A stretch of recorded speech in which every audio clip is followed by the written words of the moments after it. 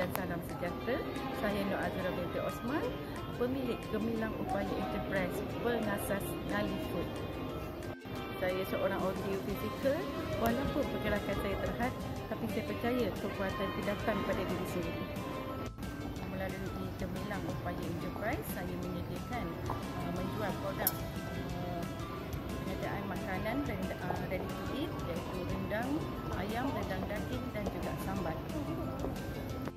Produk Nalis boleh didapati di Kampung Jenderal Hulu, Sepang, dan secara online kami beroperasi setiap hari.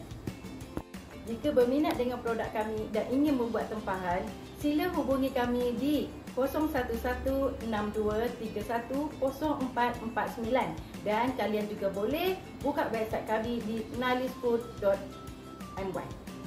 Saya percaya kekurangan seseorang itu bukanlah satu penghalang untuk menuju kejayaan.